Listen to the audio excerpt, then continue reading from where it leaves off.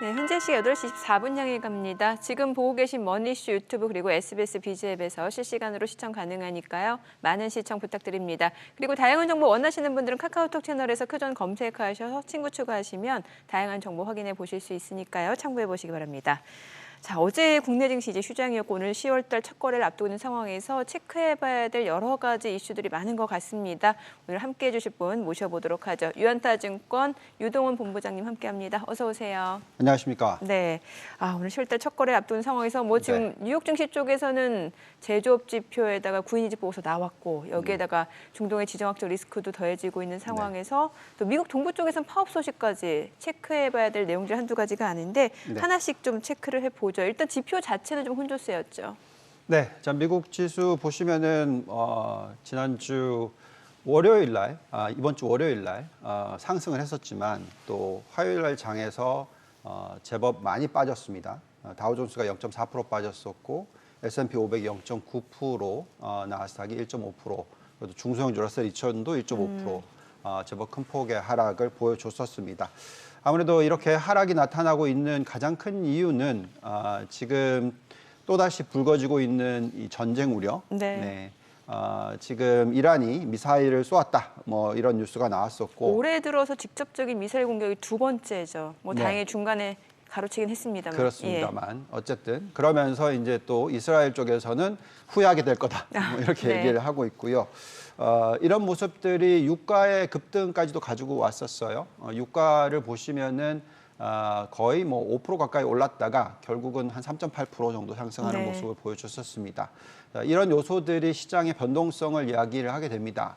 근데 이게 이 뉴스가 나온 게 왜 시장을 좀 흔들었냐면 지금 중국에서 대규모 부양책이 나왔지 않습니까? 네, 그러다 보니까 또 여기다가 미 연준이 벌써 금리를 내려주기 시작했으니까 유동성이 풀리는 가운데서 이런 인플레이션을 자극하는 요소들이 얘기가 나오면 여기에 따른 어떤 걱정이 좀 되는 것이죠. 특히 우리가 들여다보는 CRB 인덱스라는 게 있어요. 이게 뭐냐면 원자재 19개를 포함해 놓은 인덱스인데요. 그 지표가 상당히 좀 지난 9월 한 달 동안에 거의 8% 가까이 급등을 하면서 전체적으로 이 인플레이션의 어떤 장기적인 흐름에 있어서 이제는 떨어지는 게 아니라 또 다시 상승시키는 게 아닌가 이런 두려움을 가져오게 합니다. 보통 우리가 인플레이션을 들여다볼 때 이 공급에 따른 인플레이션 영향이 있거든요. 그게 원자재 가격입니다. 근데 그게 제일 먼저 시작되거든요. 근데 그게 지금 지난 한 달 동안에 빠르게 8% 가까이 올랐다라는 것 자체가 어떻게 보면 시장에 좀 두려움을 가져다 줍니다. 근데 특히나 지난달 후반에 좀 원자재 가격이 오른 거는 또 중국 쪽 경기 부양책 이슈도 있었잖아요. 그렇죠. 그래서 제가 말씀드리는 게 중국에서도 풀고 미국에서도 풀고 여기에 이제 또 지정학적 리스크까지 포함시키면서 이런 변동성을 이야기를 하고 있습니다. 자, 이런 모습이 나오면 사실 미국 쪽보다는 아시아 국가들의 영향을 좀 많이 미치죠. 우리나라도 영향을 미치겠죠. 왜냐하면 우리가 항상 걱정해야 되는 부분이 인플레이션이 높아졌을 때 훨씬 더 큰 영향을 받으니까요. 근데 어쨌든 미국 증시의 차트를 좀 보면서 말씀을 드리면 이렇게 유동성을 풀게 되면 시장은 사실 큰 폭의 상승의 주기로 들어가게 됩니다. 지금 여기에 나와 있듯이 S&P 500 지수가 보시면 W자를 만들고 이제 상승에 들어갔거든요. 보통 이렇게 나오게 되면은 향후 제법 큰 폭의 상승을 앞으로 1년 동안 해줄 수 있는 그런 환경으로 접어드는 것이고요. S&P 500은 그렇고요. 나스닥을 보시면은 지금 아직까지는 전 고점을 뚫지를 못했죠. 그렇지만 조만간 뚫을 거다라고 생각을 하고 있고요. 인플레이션의 이 상승 속도가 걱정이 된다라고 생각하실지 모르겠으나 실질적으로는 인플레이션은 지금 계속적으로 좀 하락하고 있는 구간이었기 때문에 그리고 앞으로도 좀 더 12개월 동안은 계속 하락하는 구간이 나올 것 같습니다. 미국 쪽을 바라봤었을 때 그렇다면 저희는 이 상승 추세가 계속 이어질 거로 생각하고 있고요. 중간중간에 자꾸 노이즈가 나올 겁니다. 이런 노이즈가 나올 때 특히 미국 증시는 이게 투자의 기회가 된다라고 저희는 계속 말씀을 드리고 있습니다. 물론 이 중동 리스크가 얼마나 오래 갈지 또 이게 어느 정도로 인플레이션을 자극할지는 좀 지켜봐야 되겠습니다만 실질적으로 이게 영향을 미치는 그 부분이 유가라면 예. 장기적으로는 그렇게까지 걱정하실 필요가 전혀 없지 않을까라는 생각을 하고 있습니다. 인플레이션 압력이 둔화되고 있다라는 점 일단은 뭐 시장의 긍정적인 요소이긴 합니다만은 중간중간 노이즈가 있을 수 있다. 그럼 지난번에 나온 PC 개인 소비 지출 지표를 좀 보면서 얘기를 해볼까요? 네, 뭐 여러 가지 부분을 좀 복합적으로 얘기를 해보시죠. 그러니까 이게 지금 양쪽인데요. 예. 인플레이션이 다시 올라갈까 봐 걱정하는 부분이 있고, 그 다음에 인플레이션이 아니면 이제 고용 시장이 안 좋아질 거에 대한 그렇죠. 두려움. 여기에 따라서 소비가 안 일어날 수 있을 가능성, 뭐 이런 두려움. 그래서 네네. 경기 침체 부분, 인플레이션 이 두 가지 요소를 가지고 이제 걱정들을 하십니다. 어쨌든 지난주 금요일 날 나왔던 숫자를 보시면 PC 인플레이션이 전달 대비해서 0.1%포인트 상승을 했어요. 그러니까 전년 동기 대비해서도 2.2%니까 거의 미 연준이 원하는 2% 수준까지 하락을 한 거죠. 그리고 0.1%로 계산을 하면 곱하기 12 하시면 2%보다 훨씬 낮잖아요. 네. 그렇기 때문에 미 연준이 원하는 그런 2%대의 금리에 도달하고 있다. 뭐 이렇게 죄송합니다. 인플레이션에 도달하고 있다. 네네. 이렇게 보시면 됩니다. 그렇다면 이제 미 연준이 금리를 얼마나 내려줄 거냐 하는 부분인데 지금 자꾸 뉴스가 나오는 게 인플레이션 자극한다는 뉴스가 예. 나오니까 얼마나 내려줄까 하는 부분이 되겠고요. 또 파웰 의장이 어저께인가요? 엊그저께인가요? 발언을 했었는데 네. 얘기를 들어보면은 금리를 내려줄 건데 네. 죄송합니다. 0.5% 정도 연말까지. 그래서 50bp 인하. 네, 예. 그렇죠. 0.25, 0.25 예. 이 정도. 근데 많은 분들이 이거에 너무나 뭐 적다라고 생각하시는지 모르겠으나 시장에서 75bp 정도 기대를 했던 네, 거잖아요. 근데 좀 너무 과합니다. 왜냐하면 네. 그 정도로 유동성을 풀어버리면 예. 아까 지금 우리 얘기하고 있는 인플레이션 자극 요소들이 굉장히 커지는 거거든요. 그럴 수 네, 있죠. 그렇게까지 내려줄 필요는 없어요. 예. 왜 그러냐면 지금 숫자를 보시면은 지금 PCE 근원 쪽을 보시면은 지금 0.1% 올라갔다라는 것은 이미 미 연준이 원하는 숫자에 도달을 했다라는 개념이 들어가는 것이고요. 네. 그런 개념이 들어간다 그러면은 뭐 금리를 지금 사실 인플레이션 2%인데 금리를 4% 이상에 유지할 필요가 없죠. 그러네요. 2%포인트 정도만 더해주면 되는 케이스니까. 그렇다면 5.5%의 금리에서부터 지금 내려주기 시작했고 0.5를 내렸으니까 그럼 추가적으로 1%는 빠르게 내려줄 수도 있다라는 겁니다. 그래서 그런 부분에 대해서 또 계산이 필요할 거라고 저희는 생각을 하고 있고 지금 미 연준의 이 전망치는 그래도 지금 시장에서 원하는 거를 말씀하신 대로 앵커님께서 말씀하신 네. 대로 연말까지 0.75 예. 그리고 또 내년에 추가적으로 1.25 그러면 2년이 안 걸치는 이제 올해 9월부터 내리기 한 시작했으니까 200bp 정도. 예, 내년까지. 250bp를 예. 아주 짧은 15개월 만에 내릴 거다.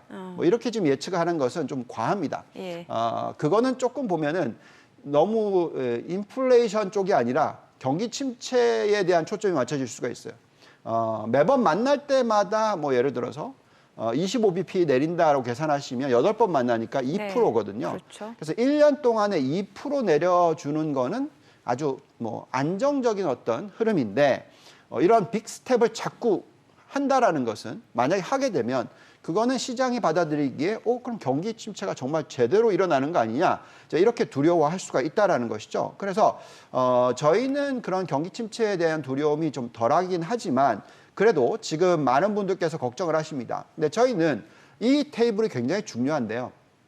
왜 미 연준이 금리를 빠르게 2% 내려줄 수 있느냐 하는 부분이고 네. 또 여기에 대해서 또 해줄 필요가 있다라고 생각하게 하셔야 되는 부분인데요. 이게 왜 그러냐면 지금 보시면은 미국이 금리를 어떠한 선진국들보다도 높게 유지를 했죠. 높게 유지를 하다 보니까 지금 정부 부채 비율이 여기 나와 있듯이 GDP의 120%예요. 네. 그러면 이자 비용이 지금 올해 상반기만 놓고 계산하더라도 전체 부채의 3.2% 수준으로 올라갔고요. 또 미국의 GDP의 약 3.8% 수준까지 올라갔어요. 네. 그럼 저 숫자가 지금 5%에 유지시키면 계속 올라가겠죠. 그렇죠. 5%까지 올라가면 재정 적자가 너무 커집니다. 그래서 기본적으로 장기 국채 금리를 3.5% 밑으로 떨어뜨리는 게 중요해요. 근데 지금 현재 보시면은 미국의 10년 국채 금리가 얼마죠? 3.8%. 예. 그리고 30년 국채 금리가 4.1%입니다. 더 높죠? 그렇죠. 그러다 보니까 계속 이자 비용이 올라가는 추세일 거란 말이죠. 이거를 빨리 떨어뜨릴 필요가 있습니다. 왜냐하면 재정 부담이 있는 것이고 또 미국과 중국의 어떤 패권 싸움에 있어서 사실 재정 적자 폭이 굉장히 중요한 포인트거든요. 왜냐하면 화폐의 어떤 가치를 봤었을 때 그렇죠. 그래서 저희가 생각할 때는 정부의 입장에서 정부 부채의 이자 비용 때문이라도 좀 빠르게 떨어뜨리지 않을까라는 생각이고요. 그렇지만 3.5% 밑으로 떨어뜨리는 거는 너무 과한 거다. 그건 문제가 있죠. 왜냐하면 지금 현재의 비용보다도 더 많이 떨어뜨려야 된다? 그럼 뭔가 문제가 있다라는 얘기입니다. 그래서 제가 볼 때는 그렇게까지는 안 할 거라고 생각하고요. 그래서 단기적으로 빠르게 100bp, 200bp 내려주는 거에 대해서는 크게 걱정을 하지 않는데 그거보다도 초과로 내려줬을 때는 뭔가 문제가 있다라고 생각하실 수 있고요. 그렇기 때문에 시장이 굉장히 빠르게 위축될 수가 있습니다. 그래서 지금 현재 시점에서는 근데 인플레이션을 감안하고 또 이 비용을 감안을 했었을 때 금리를 앞으로 빠른 기일 안에, 그러니까 1년 안에 200bp 정도 내려주는 속도는 아주 적절한 것이고 여기에 따라서 경기 침체의 가능성을 상당히 많이 줄여줄 수 있다 이렇게 생각을 하고 있습니다. 그리고 경기 침체 가능성, 경기 침체에 대한 우려가 아니다라는 말씀을 주셨으니까 그 간밤에 나온 지표, 글로벌 제조업 ISM 제조업 PMI 이게 지금 50 미치면 이제 위축 국면인 거잖아요. 그리고 시장의 예상치를 더 밑돌았기 때문에 또 여기에 조금 중점적으로 본다라고 하면은 좀 경기가 많이 좀 둔화되는 거 아닌가라는 우려도 있거든요. 맞아요. 예. 자, 그러니까 제조업 지표가 경기 침체에 대한 리스크, 경기 침체에 대한 두려움을 많이 얘기를 네. 하시는 분들이 보고 있는 숫자들은 당연히 이 제조업 지표이고요. 네네. 또 다른 부분은 뭐 소득 증가 이 부분에 있어서도 걱정을 합니다. 자, 제조업 지표가 저렇게 50 미만이라는 거는 이제 제조업이 위축 국면이다라는 얘기잖아요. 근데 이제 여기서 중요한 부분은 사실 제조업은 미국 고용시장 전체에 포함되는 숫자로 계산했었을 때 한 자릿수입니다. 그래서 제조업이 어떤 이 미국의 GDP에 미치는 영향 자체가 그렇게 크지 않아요. 네. 특히 GDP의 구성을 보시면은 69.5% 거의 70%가 민간 소비이고요. 예. 그리고 또 추가적으로 약 한 18% 정도 되는 부분이 정부 소비입니다. 예. 그래서 이 두 개를 더하시면은 거의 뭐 80%가 넘죠. 그렇기 때문에 제조업 쪽보다는 이 소비 쪽이 굉장히 중요하고요. 그래서 이제 그 부분에 대해서는 이 제조업 지표가 나와서 시장이 만약에 흔들린다, 경기 침체를 두려워서 흔들린다, 그거는 노이즈라고 저는 생각하고요. 네. 그렇기 때문에 투자 기회라고 생각을 하고요. 그렇지만 이제 이런 지표들은 좀 신경이 쓰이는 부분이 있죠. 뭐 예를 들어서 지난주 금요일 날 이 PC 인플레이션 숫자 나오면서 똑같이 나왔던 게 뭐냐면 개인 소득 지표가 나왔어요. 네. 지금 전달 대비해서의 증가율이 0.2%밖에 안 나왔습니다. 곱하기 12 하시면 2.4%죠. 예. 근데 2.4%는 이거는 만약 여기서 인플레이션을 빼시면 실질 소득 증가는 없는 건데. 거의 없는 거죠. 예. 그러니까 그럼 소비가 못 늘어나는 거 아니냐. 소비가 위축될 수 그렇죠. 있죠. 그러면서 경기 침체로 가는 게 아니냐 이런 걱정들을 하실 수가 있습니다. 그런데 이제 여기 보시면 위에 살짝 제가 멘트를 달아놨죠. 예. 여기 보시면 이제 임금 증가는 전달 대비해서 0.5% 증가했다. 그래서 이게 이제 다른 여러 가지 부분을 다 더해서 나오는 숫자인데요. 임금이 늘어나고 있는 부분은 여전히 저희가 생각할 때는 계속되고 있습니다. 임금은 증가한 건데 그럼 어떤 부분에서 조금 자산 가치 부분에 있어서의 하락이라든지 그래서 뭐 개인 다른 소득은 소득 부분에 있어서 이겠고요. 그다음에 또 이제 이런 지표를 가지고 많은 분들이 걱정을 하시거든요. 이제 개인 소득 부분만이 아니라 이제 저축률입니다. 그래서 네. 이제 과거 코로나19가 터지면서 초과 저축이 굉장히 많이 일어났어요. 미국에서. 왜냐면 유동성을 많이 풀어줬기 때문에. 근데 이제 그 초과 저축 부분을 많이 써서 이제는 거의 많이 떨어져서 이제 5천억 달러 정도 남았다. 네. 그래서 이 숫자가 이제 거의 0으로 가게 되면은 이제 소비를 못 하는 게 아니냐. 뭐 이렇게 또 걱정을 하십니다. 근데 이것도 제가 생각할 때는 너무 과장됐다라고 말씀을 드리는 거고요. 그 이유는 결국은 우리가 얘기하고 있는 여러 가지 부분을 놓고 봤었을 때 이제 여러 가지 요소를 생각해야 되는데 네. GDP의 성장에 있어서 고용 지표가 미치는 영향도 있고 그렇죠. 그렇지만 생산성이 미치는 영향이 더 큽니다. 그래서 생산성 지표를 좀 보면서 말씀을 드리면 이제 이런 숫자가 지금 나오고 있는데 2.7% 상승을 하고 있어요.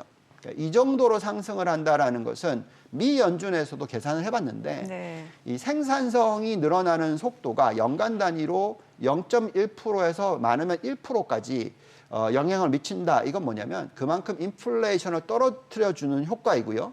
또 고용 시장이 많이 성장을 안 한다 하더라도 GDP의 성장을 높여주는 겁니다.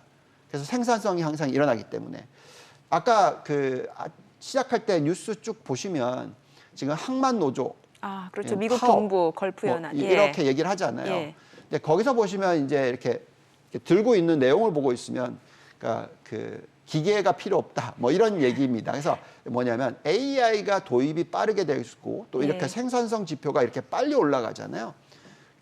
그러면 고용을 많이 해줄 필요가 없는 거죠. 근데 오늘 또 뉴스 나온 거는 구인 수가 늘어나고 있죠. 구인이직 보고서가 예. 3개월 내 최고치더라고요. 그래서 예. 결국 무슨 얘기냐면 한 몇 개월 전에 한 6개월 전인가 기억나실지 모르겠지만 뭐 1년은 안 됐지만 헐리우드 쪽에서 뭐 작가 파업 네. 뭐 이런 파업들이 나오잖아요. 그러니까 어떤 데서 파업이 제일 많이 나오냐면 AI의 도입률이 빨라지거나 기계화나 자동화가 빨라지는 쪽에서 나오는 게 됩니다. 네. 근데 뭐 아주 옛날로 데려가자면 마차를 타다가 자동차가 나오면 네. 당연히 마부는 없어지는 거죠. 그렇죠. 그런 식으로 변화가 빨리 일어나는 것이지 그렇다고 해서 직장 수가 줄어드느냐 그게 아니죠. 그래서 이 구인 구직 이런 부분에 있어서 어떤 혁신의 변화의 차이라는 거죠. 물론 중간에 자꾸 저런 노이즈가 나올 겁니다. 근데 중요한 포인트는 뭘까요? 생산성이 높아진다는 것이고 생산성이 높아진다는 것은 뭐냐? GDP가 하락할 룸이 적어진다는 것이고 네. 또 어떻게 되냐면 인플레이션이 그렇게 크게 자극되지 않는다라는 겁니다. 네. 예, 그래서 저희가 볼 때는 미국의 GDP 성장률은 아주 안정적인 숫자가 나올 확률이 높다. 그래서 아까 잠깐 보여드렸던 이 숫자, 자, 지금 보시면은 이 3분기에 미국의 GDP의 성장률이 자그마치 3.1% 전망이 되고 있어요. 아까 얘기했을 때 네. 2.4% 마이너스 뭐 하면 0인데 어떻게 저렇게 나오냐? 저게 왜 그럴까요? 결국 생산성이 높아지고 있다라는 부분.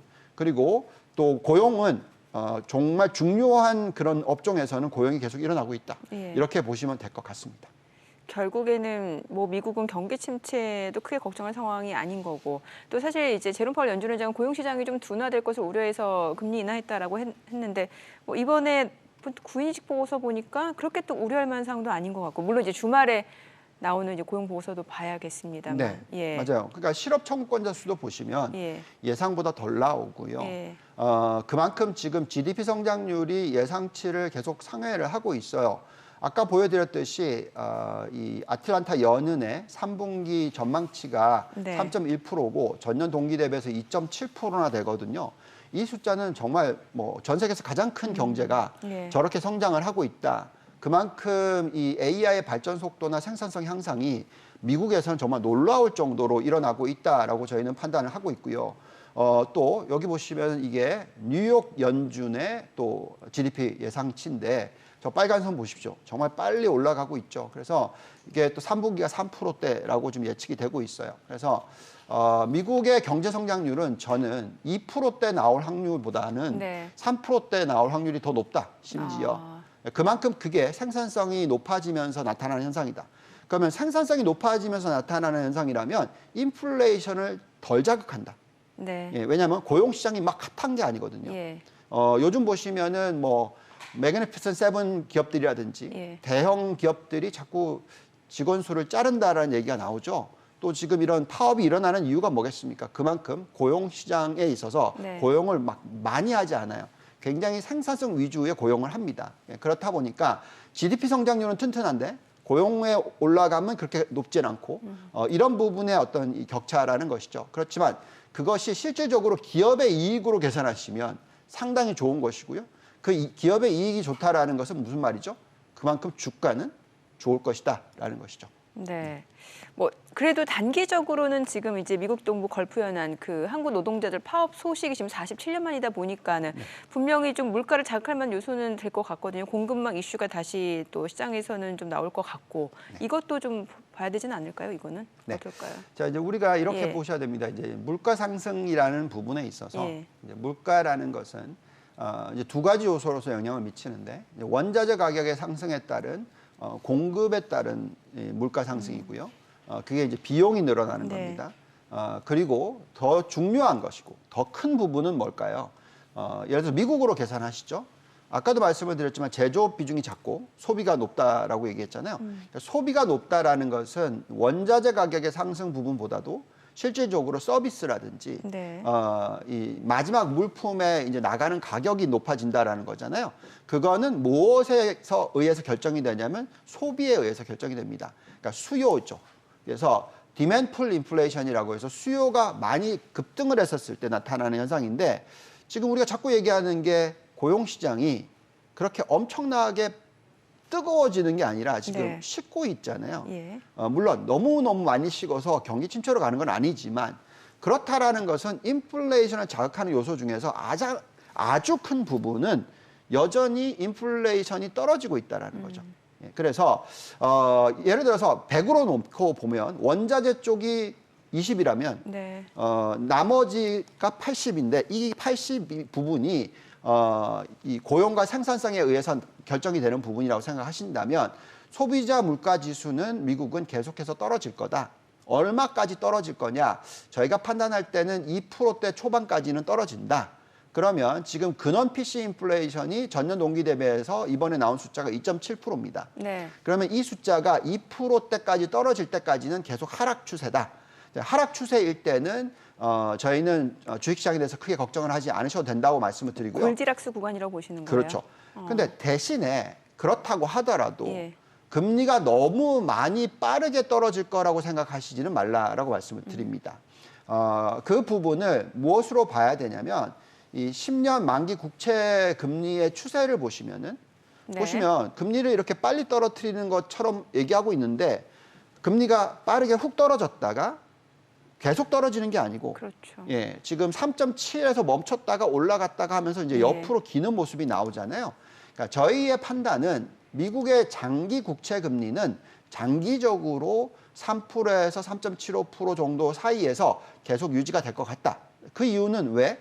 미국의 GDP 성장률이 최소 2%는 나온다.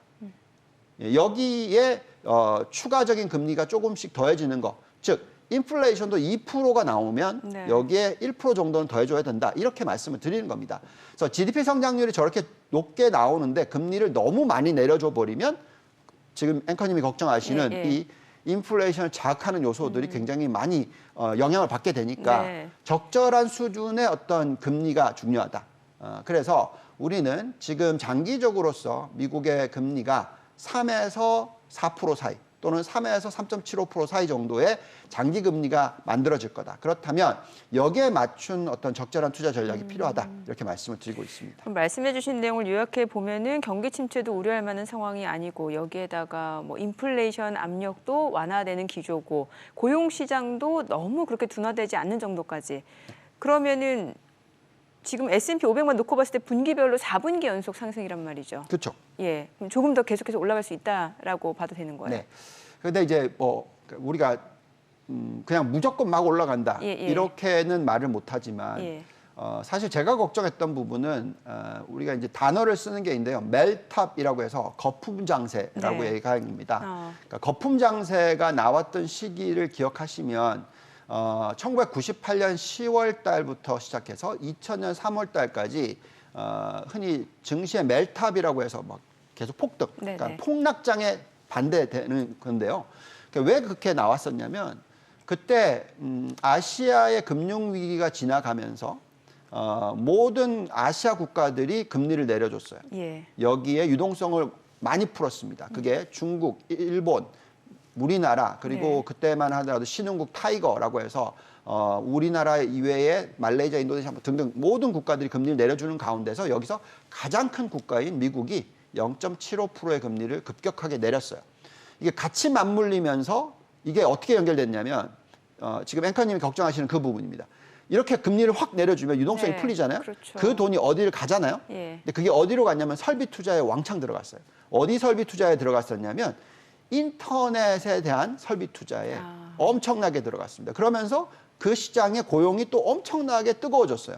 그래서 인플레이션을 낮춰주는 업종이 오히려 인플레이션을 자극하는 요소로 변했던 거죠. 근데 어쨌든 그렇게 되면서 증시는 폭등을 했습니다. 먼저. 네. 그리고 나서 이제 거품이 빵 터졌죠. 예, 그렇게까지 연결될 수 있을 걱정을 할 수는 있는데 네. 지금 보니까 시장의 흐름은 중국에서 저렇게 어마무지한 부양책을 내놨고 예. 미국도 지금 예상보다 빠른 속도의 금리를 내리고 있고 네. 이제 곧 다른 국가들 이제 유럽 쪽에서 인플레이션 숫자가 나왔는데 1.8%밖에 안 나왔어요. 예. 또 내려줄 거거든요. 네. 이건 전 세계에서 동시다발적으로 내려주는데 거품까지는 잘 안 나오죠. 지금 미국 시장이 좀 조정을 받고 이런 거 벌써 보면 무슨 얘기냐면 거품이 되려면 과한 투자가 들어가야 되거든요. 네. 그런 모습이 아니고 굉장히 선별적인 투자가 들어가고 있고 좀 안정적으로 끌고 가는 게 참 좋아 보인다. 예. 예, 그래서 또 이게 지금 미국과 중국이 어떻게 보면 서로 경쟁을 하면서 그 각자 도생의 길이라고 얘기하죠. 네. 서로 협력을 하면 효율이 굉장히 높지만 서로 따로따로 가게 되면은 예. 효율은 좀 떨어지겠죠. 예, 그렇다 보니까 제가 볼 때는 어떤 과한 투자에 의한 어떤 과한 인플레이션으로 연결될 것 같아 보이지는 않는다. 네. 예, 그래서 이런 환경 아래에서는 그 버블 증시에 대해서 확률적으로 높아진 건 사실입니다. 여기 보시듯이 저희가 생각했던 거는 한 뭐 20%대라고 생각했는데 최근에 이제 이렇게 부양책들이 막 들어오니까 그렇죠. 그 가능성이 40% 정도 확대됐다고 생각하고요. 그렇기 때문에 또 경기 침체 가능성은 굉장히 많이 낮아졌다. 네. 과거에 한 20%대가 지금 5%대로 낮아졌다고 생각하고요. 또 이 버블이 만약에 일어난다면 다들 선별적으로 하는데 그 선별적으로 하려고 하는 부분이 아무래도 생산성을 높여주는 부분이 되기 때문에 네. AI 산업이다라고 말씀을 드리고 있습니다. 그래서 저희가 생각할 때 지금 현재 시점에서 정말 고민을 많이 해야 될 때예요. 예. 예, 여기에 나와 있듯이 지금 미국과 중국은 정말 머리를 싸매고 싸우고 있습니다. 이런 가운데서 우리가 잘 대응을 해야 되겠다라고 말씀을 드리겠습니다. 네, 자 지금 시각 8시 51분 향해 갑니다. 오늘 양시장 예상 체결지수부터 체크해 보도록 하겠습니다. 오늘 10월달 첫 거래 개장 앞두고 있는 상황인데 코스피가 1% 하락 출발 예상됩니다. 지금 예상 체결지수 2,566포인트, 코스닥도 1% 약세가 예상됩니다. 지금 호가에서는 755포인트로 집계가 됩니다. 간밤 뉴욕 증시가 지금 중동의 지정학적 리스크 여기다가 미국 동부의 한국 노동자들 파업 소식까지 더해지면서 좀 떨어지는 모습이었고 오늘 국내 증시도 일단은 그 영향이 좀 예상되는 시장 분위기가 될 것 같고요. 시가총액 상위 종목 예상 체결가 보겠습니다. 삼성전자가 9월 마지막 거래일 4% 하락으로 마감이 됐었습니다. 간신히 이제 6만 원 선 좀 지지가 되면서 마무리가 됐는데 오늘 추가적으로 지금 호가에서는 0.6% 하락이 예상되고요. 예상 체결가는 6만 1,100원으로 집계가 되고 있습니다. SK 하이닉스 4% 약세가 예상됩니다. 지금 호가는 16만 7,100원. LG 에너지 솔루션이 1.4% 하락 예상되고요. 지금 호가는 40만 8,500원. 삼성 바이오로직스도 내림세가 예상됩니다. 예상 체결가 97만 2,000원. 현대차도 2.6% 약세가 예상됩니다. 지금 호가에서 23만 7,500원으로 집계가 됩니다. 기아가 보합 예상되고요. 호가 99,900원. 그리고 셀트리온 2% 약세가 예상되죠. 지금 호가는 19만 1,100원이고요. 삼성전자 우선주가 1.7% 약세가 예상됩니다. 예상 체결가 5만 원으로 집계가 되고 있습니다. 그리고 KB금융이 1% 하락 예상되고요. 호가는 8만 원, 포스코홀딩스가 1.5% 하락 예상되면서 예상 체결가 37만 9천 원으로 집계가 됩니다. 오늘 지금 호가 상황으로 놓고 봤을 때는 지금 대부분의 종목들이 좀 하락 출발 예상되고 있고요. 코스닥 시가총액 상위 종목 예상 체결가도 보겠습니다. 에코프로비엠이 9월 마지막 거래일 3% 하락으로 마감이 됐고 오늘 추가적으로 1.9% 내림세가 예상됩니다. 호가는 18만 1,000원. 그리고 알테오젠 0.6% 하락 예상됩니다. 예상 체결가 32만 5천 원. 에코프로 보합 예상되고요. HLB가 지금 강보합 출발 예상됩니다. 호가는 8만 5,900원으로 집계가 됩니다. 9월 마지막 주 좀 주가가 연일 내리막을 나타냈다가 오늘 일부 좀 반등이 예상되는 상황이고 엔캠은 1.8% 하락이 예상됩니다. 호가는 17만 8,500원. 리가캠바이오가 보합 출발 예상되고요. 예상 체결가 98,700원. 클래시스 약보합 출발 예상됩니다. 호가는 54,000원. 삼천당제약 보합 예상됩니다. 이 가운데 휴젤이 2% 하락이 예상되고요. 예상 체결가는 23만 2,500원. 셀트리온 제약은 1.8% 상승 예상됩니다. 호가 7만 원으로 집계가 되고 있습니다. 자, 이제 개장까지 한 6분여가량 남았는데요.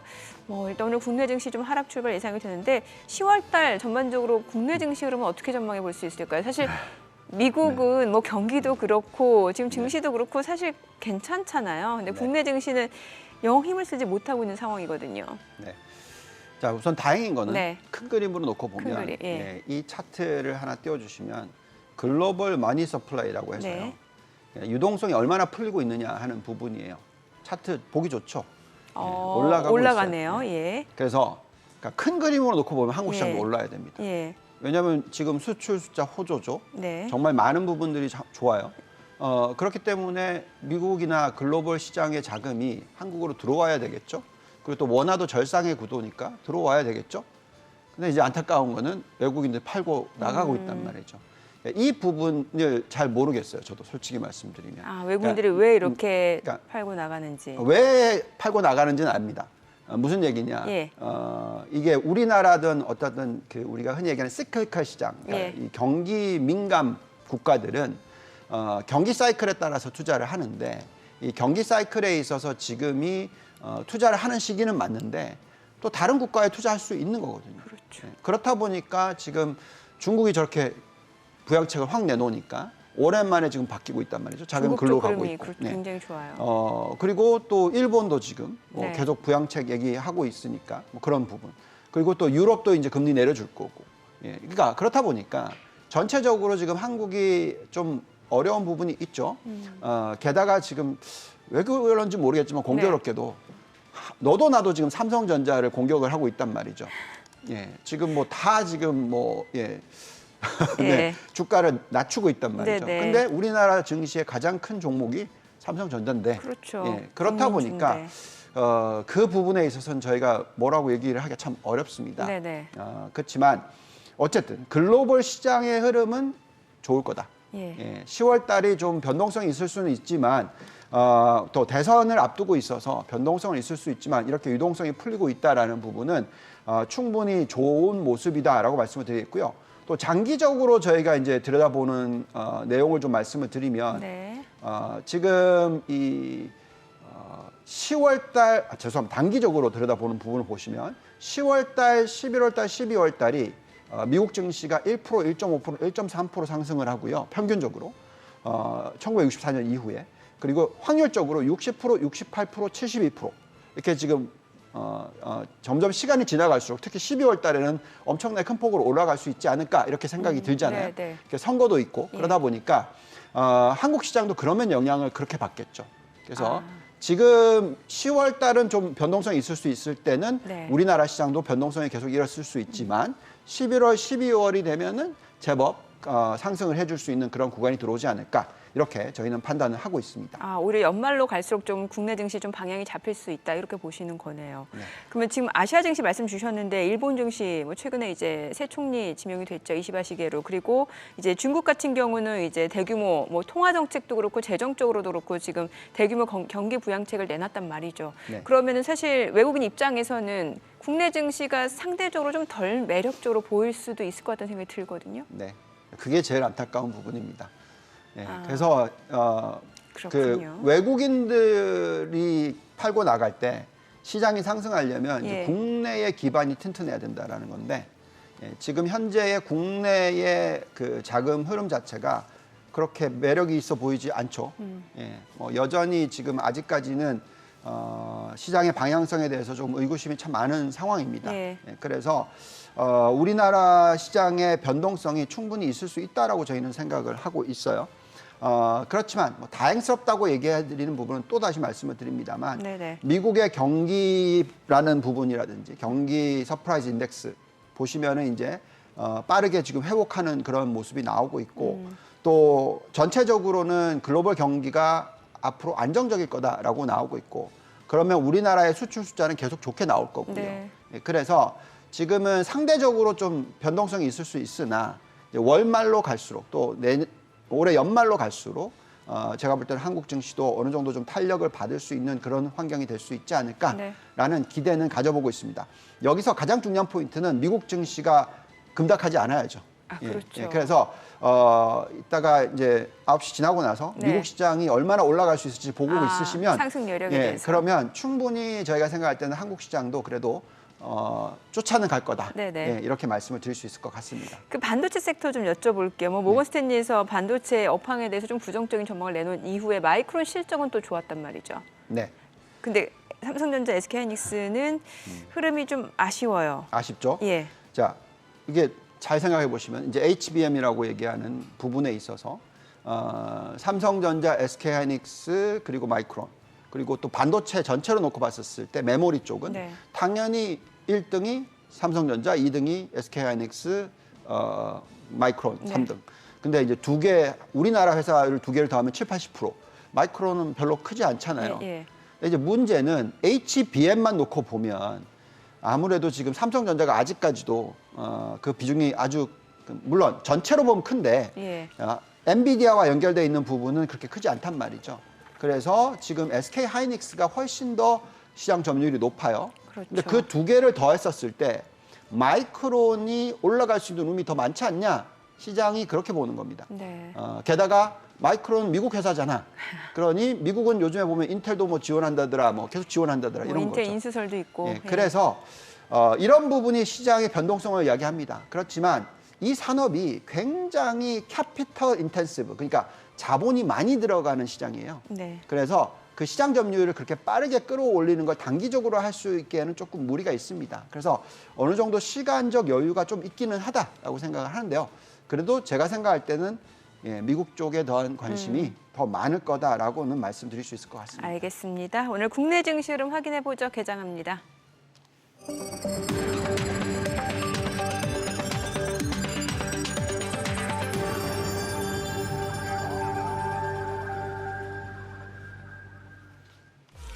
네, 10월 2일 수요일 국내 증시 개장했습니다. 오늘 10월달 첫 거래일이자 이제 4분기 시작일이죠. 간밤 뉴욕 증시 하락 마감이 됐는데 미국 쪽에서 나온 경기 지표는 좀 혼조세였던 것 같습니다.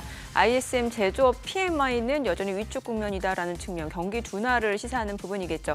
반면에 구인이직 보고서는 3개월의 최고치를 기록하면서 고용 시장 둔화는 그렇게 가파르게 나타나지 않다는 측면. 물론 주말에 나올 고용 보고서 그리고 그 이전에 나올 ADP 민간 고용까지 체크를 해보셔야겠습니다만 경기 침체 우려에 대해서는 여전히 시각이 좀 엇갈리는 상황이고요. 이 가운데 중동의 지정학적 리스크 또 미국 동부 파업 소식이 시장에서는 좀 악재로 인식이 됐던 것 같습니다. 오늘 국내 증시도 그 영향을 받아서 지금 하락 출발 보여주고 있는데 코스피가 1% 떨어집니다. 2,562포인트, 코스닥도 1% 내림세로 755포인트입니다. 양시장 하락 출발 보여주고 있고요. 시가총액 상위 종목 시초가 보겠습니다.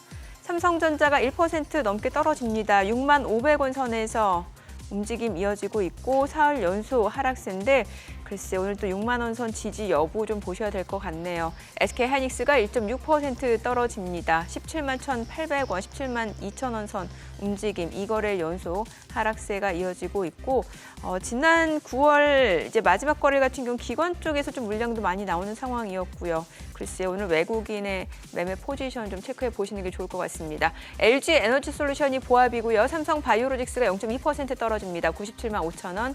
현대차도 좀 많이 떨어지네요. 1.6% 하락으로 24만 원에 거래되고 있습니다. 다만 이제 양봉이다라는 측면에서 또 빠르게 저가 매수세가 유입되고 있는 것으로 좀 보여지고 있고 주가 자체는 최근에 현대차 사흘 연속 하락 흐름 이어지고 있습니다. 기아가 지금 1% 떨어집니다. 98,600원 선 역시 지금 사흘 연속 주가 하락 흐름 이어지고 있는 상황이고 셀트리온 0.4% 하락합니다. 19만 4,500원. 삼성전자 우선주도 1% 떨어집니다. 5만 100원. KB금융 약보합으로 8만 800원이고요. 포스코홀딩스가 1% 하락이네요. 38만 500원에 거래되고 있습니다.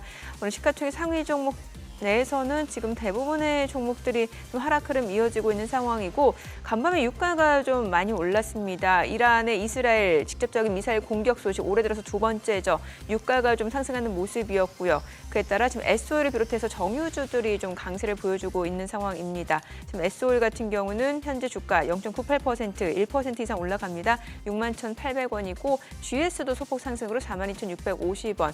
반면 SK이노베이션은 좀 떨어지고 있는 상황이고 중앙에너비스, 한국석유 보시다시피 7%, 9% 강세입니다. 중앙에너비스는 지금 22,100원, 한국석유가 21,100원 선에서 움직임 이어가고 있습니다. 코스닥 시가총액 상위 종목 시초가도 보겠습니다. 에코프로비엠이 오늘 반등 보여줍니다. 지금 0.7% 상승으로 18만 5,300원에 거래되고 있고요. 알테오제는 보합이고 에코프로가 1.4% 상승합니다. 8만 9,700원, 9만 원 선까지 터치를 하네요. 좀 나흘 만에 반등 보여주고 있고요. HLB는 0.58% 떨어집니다. 8만 5,200원. 엔캠이 1.4% 하락하면서 17만 9,200원이고요. 리가캠바이오 오늘 강보합 출발 보여줍니다. 9만 9,100원이고 이거래 연속 상승세 이어지고 있습니다. 있습니다. 클래시스 0.9% 하락합니다. 53,600원. 삼천당 제약이 오늘 2% 약세를 보여줍니다. 135,700원에 거래되고 있고 지금 지난 금요일 2% 올랐거든요. 지난 금요일 상승분을 다시 좀 오늘 하루 만에 좀 반납하고 있는 상황이고요. 휴젤이 3% 강세 보여줍니다. 247,500원. 실리콘2가 지금 시가총액 10위권으로 올라섰네요. 0.4% 상승 46,400원에 거래되고 있습니다. 오늘 시장에서 특징을 보여주고 있는 섹터 종목들 좀 체크를 해보도록 하겠습니다. 지금 양시장 여전히 1% 안팎으로 하락 흐름 이어지고 있는 상황에서 해운주가 강세를 보여주고 있습니다. 아무래도 뭐 지금 미국 동부 걸프 연안에서 이제 한국 노동자들 47년 만에 파업을 했다는 소식이 전해지면서 물류 비용이 좀 증가되지 않을까라는 부분에서 해운주들이 좀 움직이는 것 같습니다. STX 그린로지스가 지금 6% 강세입니다. 15,590원에 거래되고 있고요. 페노션도 0.6% 상승하면서 4,020원. 대한해운도 1.4% 올라갑니다. 2,095원이고 흥하해운도 5% 이상 상승합니다. 2,500원이고요. HMM도 상승 중이고 KSS해운도 0.7% 올라갑니다. 오늘 해운주들 움직임 흐름이 있고요. 앞서 보셨다시피 이제 유가가 좀 올랐기 때문에 뭐 브렌트유, 서부 텍사스산 중진유 가격 모두 올랐습니다. 그에 따라 LPG 관련주 또 정유 관련주들 흐름 좋았어요. 앞서 저희가 봤던 종목은 뭐 S오일이라든지 흥구석유, 중앙에너비스 보셨고 그밖에 대성산업, 극동유화도 2%에서 1% 상승 중이고 흥구석유가 지금 상승률을 조금 더 높여갔네요. 12% 급등하면서 19,720원에 거래되고 있습니다. 극동유화도 1.9% 상승입니다. 다만 보시다시피 이제 같은 섹터 내에서도 종목별로는 좀 혼조세가 이어지고 있다는 측면에서 전반적으로 투자 심리는 좀 지켜보겠다, 좀 기다리면서 지켜보겠다, 관망 심리가 좀 크게 작용하는 게 아닐까라는 생각이 듭니다. 수급 상황 좀 체크해 보도록 하겠습니다. 오늘 유가증권 시장에서는 개인 투자자가 순매수 보여줍니다. 808억 원 순매수고 외국인과 기관은 617억 원, 230억 원 순매도를 나타내고 있고요. 코스닥에서는 외국인과 기관이 동시 순매수 보여줍니다. 89억 원, 35억 원 매수 우위, 개인은 111억 원 순매도를 나타내고 있습니다. 오늘 환율 좀 체크해 보도록 하겠습니다. 저희는 지난 금요일 정규장 마감 3시 30분 기준으로 금요일이 아니죠? 월요일인가요? 월요일이죠. 네, 월요일 3시 30분 기준으로 알려드리고 있는데 16원 상승한 1,323원 80전에 개장이 됐습니다.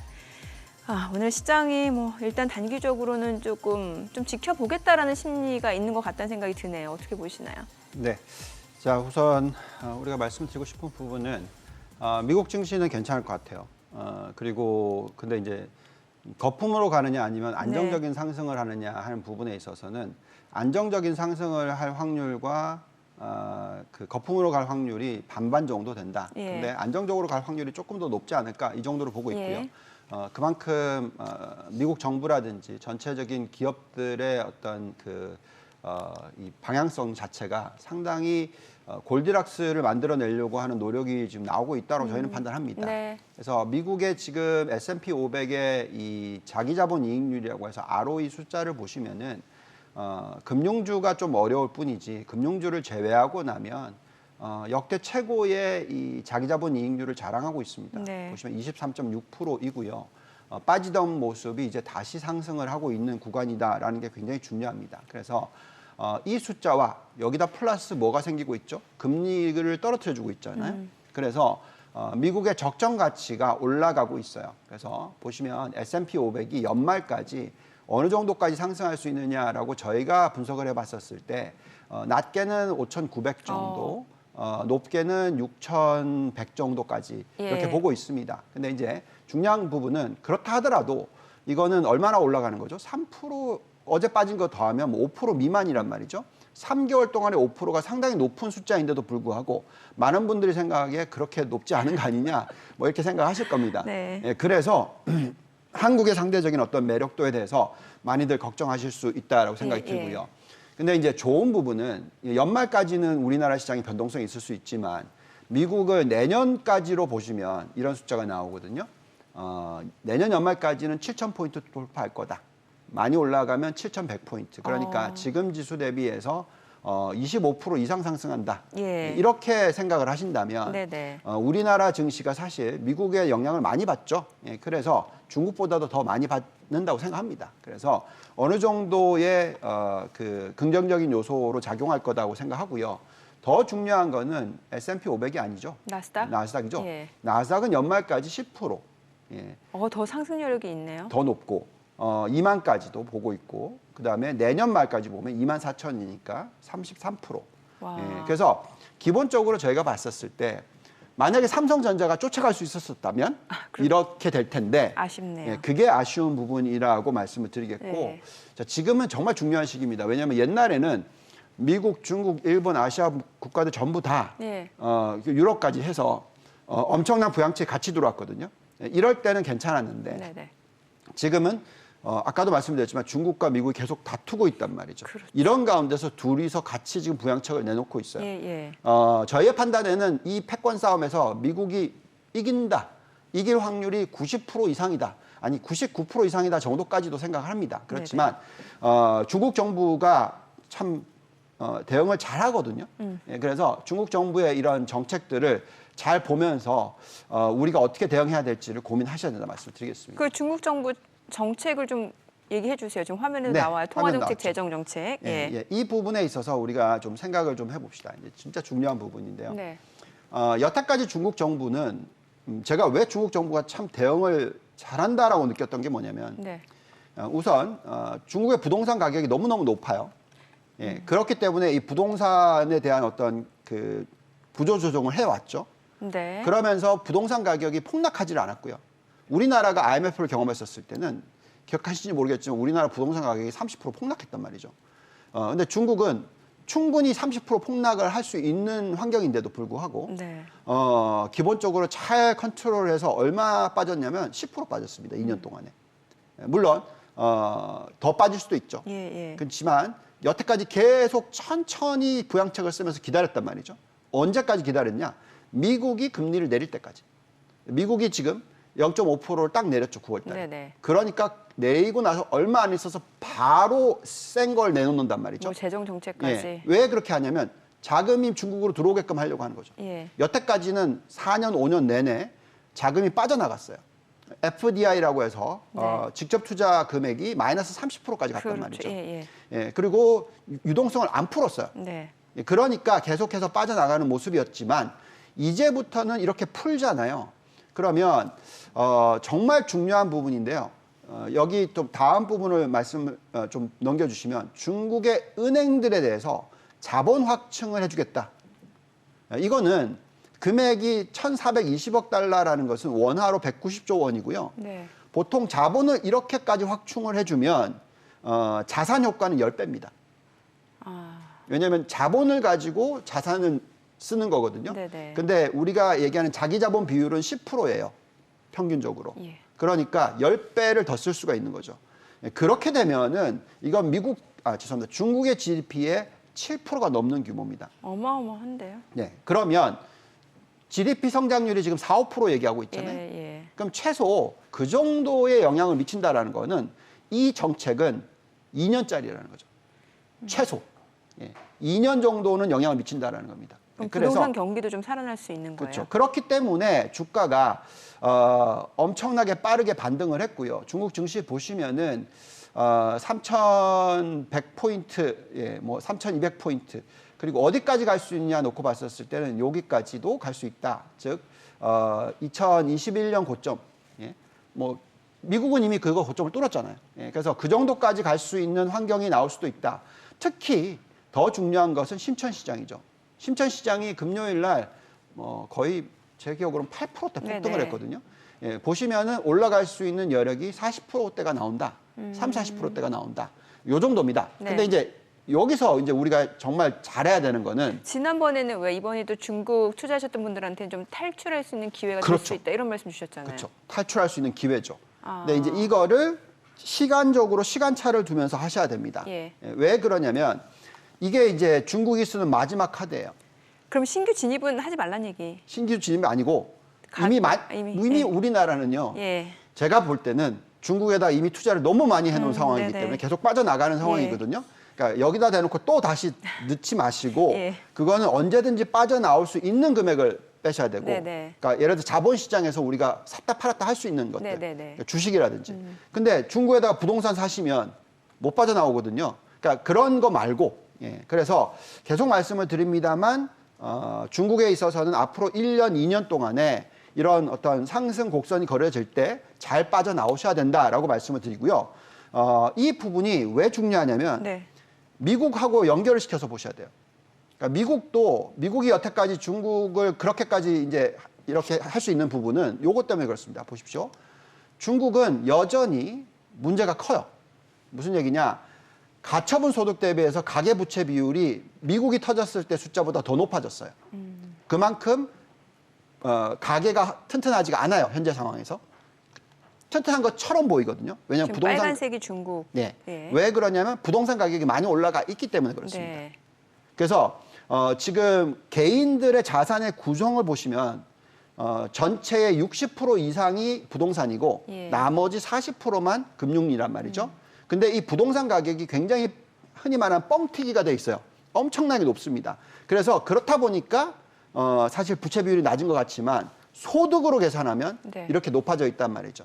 그래서 이번에 이렇게 또다시 부양책을 폈었을 때 효율적으로 잘 쓰여지면 모르겠는데 그렇지 않을 경우에 큰 위기가 온다는 겁니다. 왜 오냐? 이 지표를 보시면 오는 겁니다. 왜? 제가 그 한국에 대해서 97년, 98년에 이런 모습을 보면서 IMF 위기가 터질 수 있다고 얘기했는데 왜 그러냐면 은행권에 예. 예대 마진, 순이자 마진율이란 게 있어요.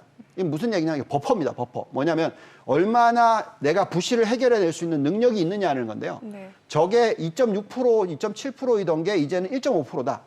그러면 그 능력이 3분의 2로 줄었다라는 얘기죠. 이게 더 빠집니다. 이렇게 부양책을 쓰게 되면. 네. 예, 금리가 낮은 데서 쓰게 되면. 그래서 제가 볼 때는 중국발 위기가 터질 수 있는 가능성이 짧으면 3년 안에 온다. 예, 그래서 아까 보여드렸듯이 차트를 보면은 앞으로 심천시장 같은 경우에는 30-40% 올라갈 수 있는 룸이 있는데 네. 그때까지 계속 들고 있느냐 라기보다는 천천히 예. 좀 매도하는 게 좋겠고요. 예. 더 중요한 거는 이런 환경 아래에서 미국이 어떻게 나올 거고 그리고 앞으로 세계 미래에 있어서 어떤 성장 산업에 대해서 이해도를 높이시는 게 정말 중요한 타이밍이다라고 말씀을 그럼 드리고 바로 있습니다. 포트폴리오 좀 얘기해 주세요. 뭐 자산별로도 좋고 나라별로도 좋고 섹터별로도 좋습니다. 네, 중요한 포인트를 예. 말씀을 드리겠습니다. 지금은 사실 포트폴리오 구성이 중요한데요. 예. 자, 제가 지금 말씀드렸던 게 중국이 저렇게 노력을 하고 있는데 예. 중국은 경제 구조를 보시면은 소비가 저런 모습이면 아주 폭발적으로 상승을 못 합니다. 네. 그러면 GDP의 구성 중에서 소비가 차지하는 비중이 절반 정도밖에 안 된단 말이죠. 근데 이제 미국을 보시면은 아까 말씀드렸죠. 네. 소비가 차지하는 비중이 80%나 돼요. 정부까지 포함시키면. 그냥 민간만 놓고 보더라도 70%입니다. 그렇죠. 그리고 또 미국이 지금 적극 지원하고 잘 가려고 같이 가려고 하는 국가가 어디죠? 네. 인도. 인도를 보시면은 전체 GDP의 60% 이상이 소비입니다. 아. 자, 그러면 이걸 이제 대감아서 말씀을 드리자면 우리나라가 하드웨어 쪽이 중요하거든요. 예, 이거는 제조업이에요. 예. 근데 소비가 중요하다는 건 뭐죠? 서비스고요. 서비스가 중요하다는 건 소프트웨어가 중요합니다. 근데 지금 미국은 이 소프트웨어 시장이 그렇게 큰데 여기에 쓸 수 있는 여력도 있고 그리고 여기에 관련된 기업들이 가장 경쟁력이 높아요. 물론 밸류에이션이 비싸 보입니다. 네. PR이 뭐 30배, 50배 이렇게 나오니까 비싸 보이는데 제가 볼 때는 이 시장의 성장 가능성이 굉장히 높다.